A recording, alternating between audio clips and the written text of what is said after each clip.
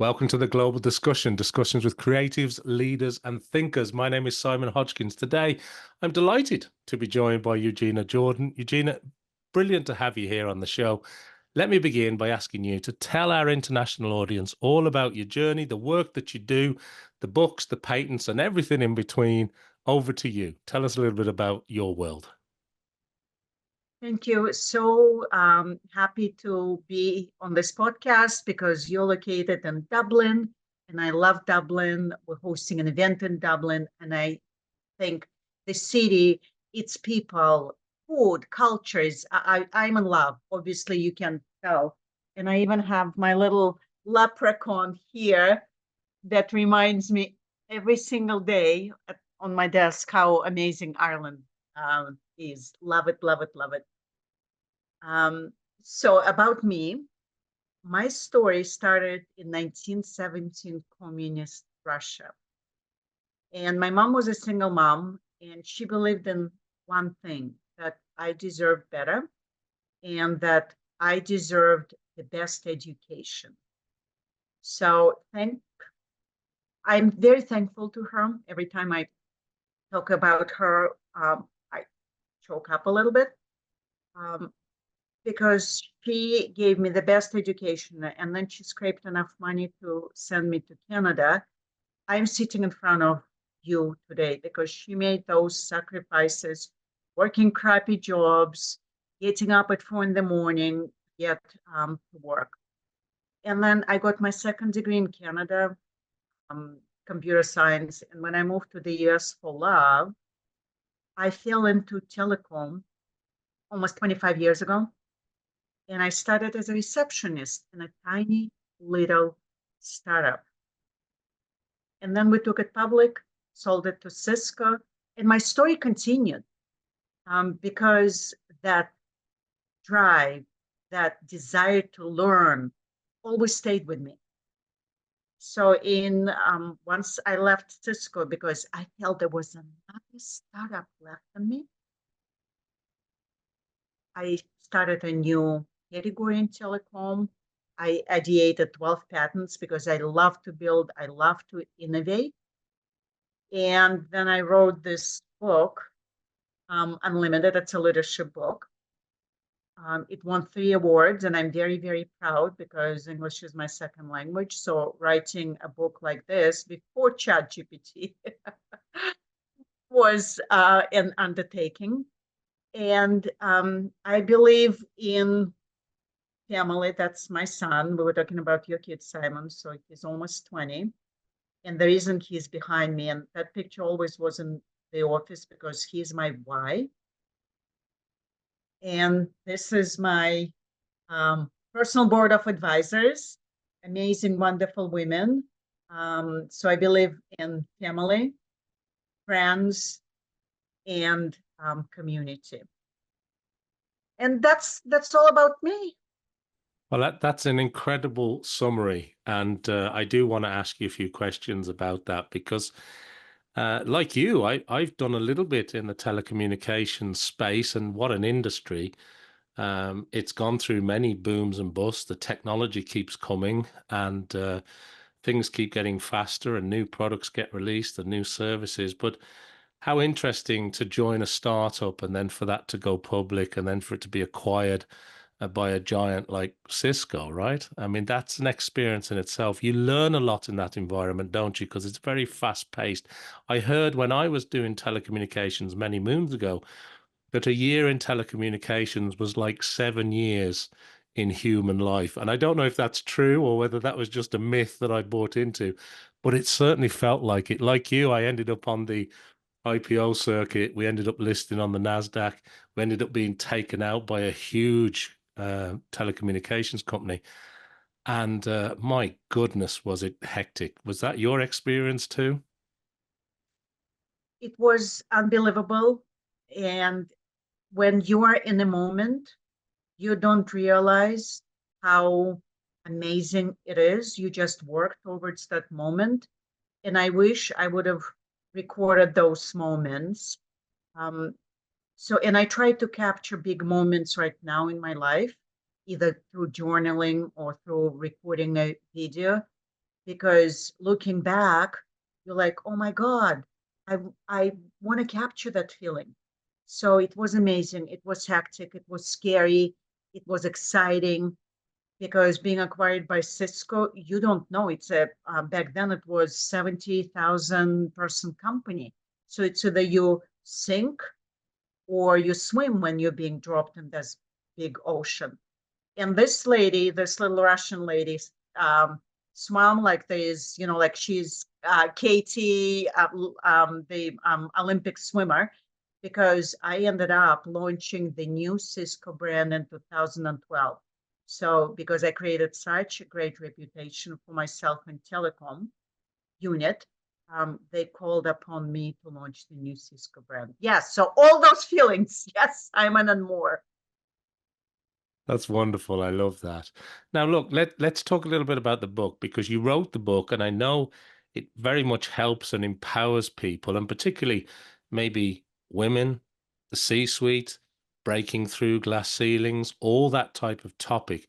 But tell me a little bit about the book and what's in it for people who get a copy of Unlimited. What was the book designed to do?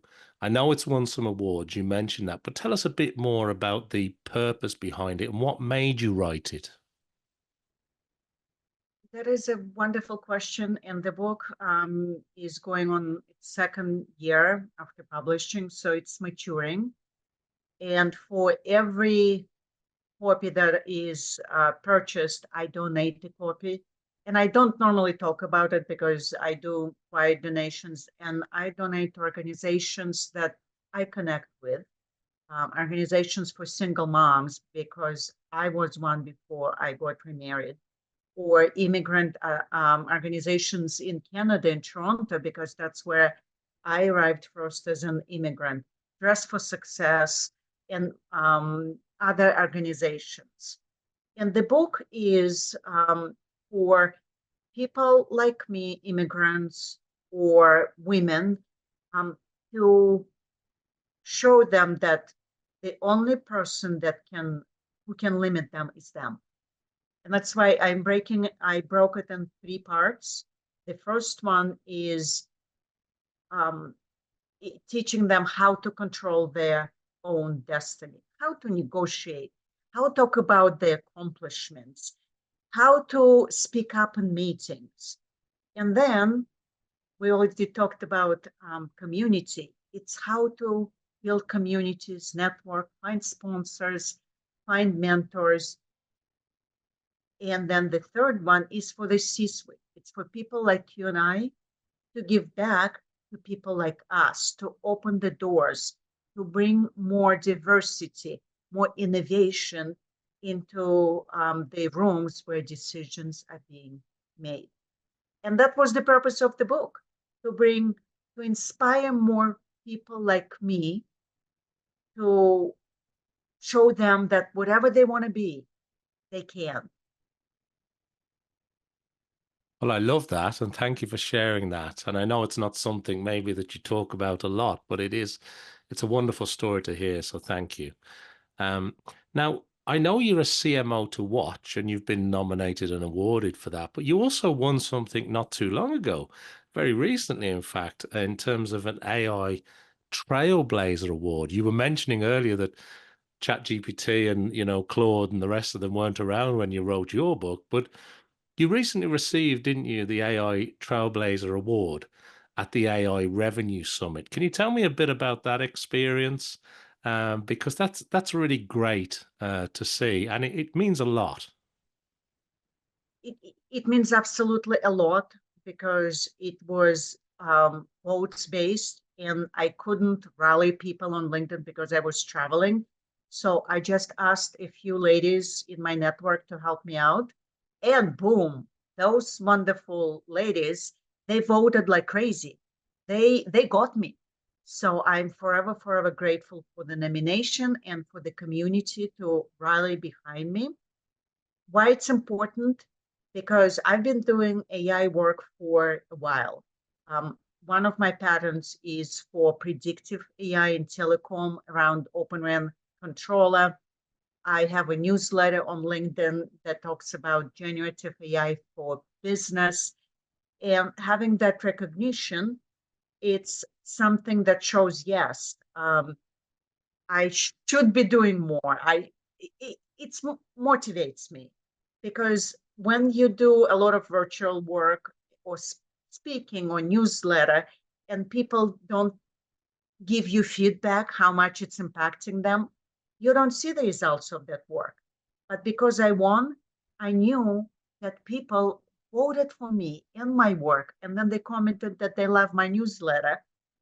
So that was really absolutely wonderful, heartwarming, and there will be more things to come from me in AI space. So just watch that space, watch my LinkedIn. Well, for sure. And is the AI sort of the next avenue, the next rich sort of area that you're focused on? Because, if we go back in your career, we've got 12 patents, we've got an awful lot of go-to-market strategies, we've got an awful lot of product roadmap, and that seems to be filtering its way now into this new AI world. Do you feel like that too? Yes, absolutely. And we are probably 3 to 5 years out of AI being integrated into businesses, because many of us, we try different tools for AI, for marketing campaigns, or for writing different types of proposals, or sales automation and whatnot. And there's a lot of new tools out there on the market, and it's a little bit patch mail right now. So there's no overall strategy, and that's okay. So what I'm encouraging when I talk to individuals or organizations, I'm doing actually a presentation for one of the big telecom vendors next week on Gen AI. And my message is going to be to them and to everyone else: keep trying. AI is here to stay. And if you are scared that AI is going to take your job, it's still going to be here, right? So instead of being scared, get in front of it, learn it, impact it, build things, discuss things. There's a lot of new bills that we can all influence. For example, in Europe recently, there was AI bill that was ratified. And in the US, we have other bills, deepfake bills and copyright bills. And an innovation bill around AI. Even US Patent Office is changing how they look at AI inventions. So we all can make an impact by commenting on those bills and proposals.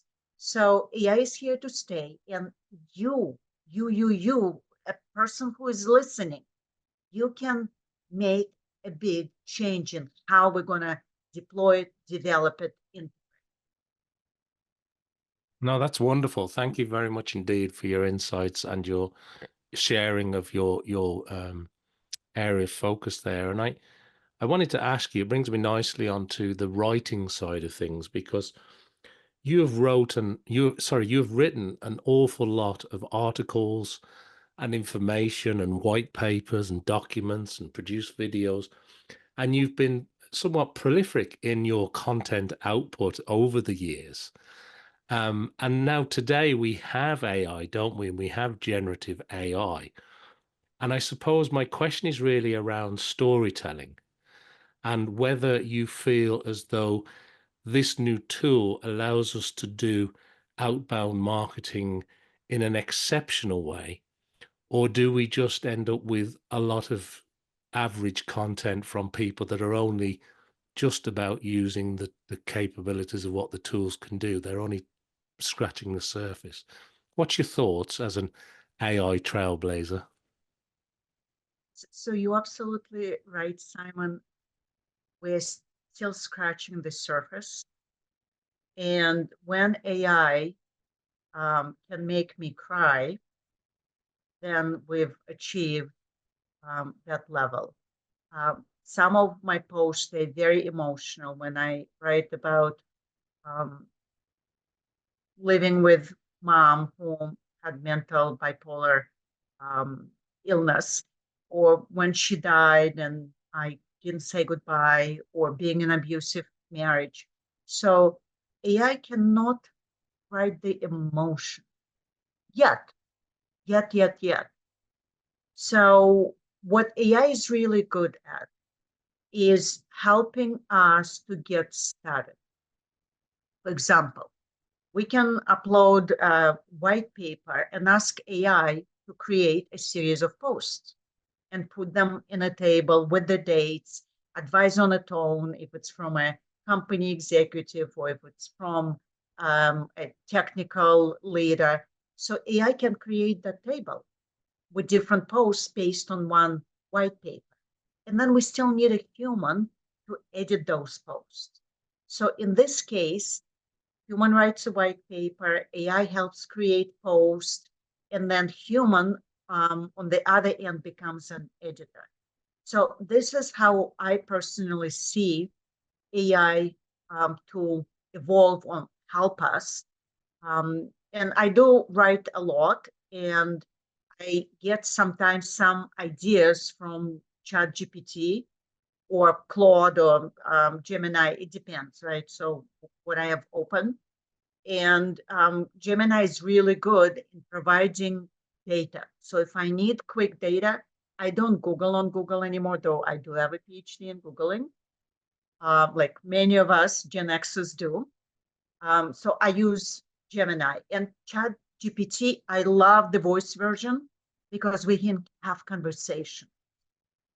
And as an introvert, and I work from home, it's really cool to brainstorm with AI, and it's very polite. And sometimes I get upset and it calms me down. So cannot call me, cannot make me cry, but eventually it will learn how to. It's great to hear that because I've been using the AI voice feature for quite a while, and I think the interaction on it is it's truly amazing in terms of the way you can, as you say, brainstorm, benchmark, chat, pick up conversations, interrupt.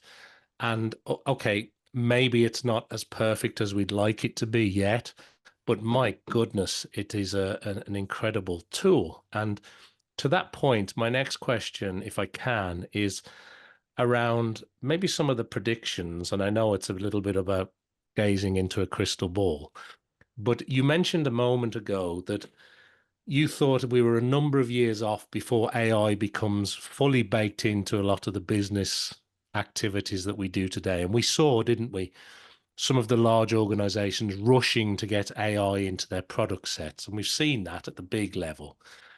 But there's still a lot missing in the business world. When you put the sort of binoculars on and the telescope and you start looking into the future, what do you think it's going to be looking like in 3, 5, 10 years' time? Because the AI seems to be really improving quickly. And it's also, there are more competitors in the AI space now. Not all of them are going to make it. But is that thing like emotion going to be fixed in the next 12, 24 months? We know it can pass the bar. We know it does do sympathy and some emotional writing okay at this moment in time. Where do you think we're at when you think about the next couple of years, the next 5 years? What's your view, Eugina? Thank you for that question, Simon. So we need to solve three challenges. Number one, integration. Because right now it's very hard to integrate all those tools into your workflow. Google did really well by integrating Gemini, Microsoft integrated Copilot, but that's it. Those ones, I call them business or productivity tools. But if I want to use AI for my marketing campaigns, is Microsoft going to integrate Salesforce? So my emails that I'm sending out of my email are connected to my marketing cloud. So right now, integration needs to be across all those business functions. That's number one. Number two is data privacy and security. So there is a lot of companies that are not gonna allow AI into certain areas because of that concern. They might use it for productivity, but they, like, for example, I believe JP Morgan is rolling it out to 6,000 employees. I saw it on the news last week. Yes, they're rolling it out for productivity, right? Emails, calendaring, and things like that. Are they going to allow AI to manage customer portfolios? Probably not. So that's number two, privacy concerns.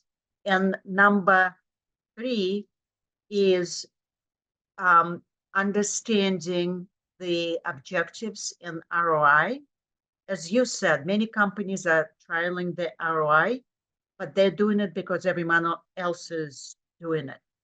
So if we can address how it's going to be integrated in our business across all of the business functions, address number two, data security, privacy, and all those human concerns. And number three, if we can figure out how we're going to measure the ROI and objectives, then we're doing really, really well. And being a business person, and you've been in business for a while, it's not going to happen in a year. It's not going to happen in 2 years, because those ones are big items to tackle. And we need to cooperate as companies. For example, I use Salesforce and Microsoft. They need to come together at the table and figure that out. That's three excellent points that you raised there. I agree with the points that you're making.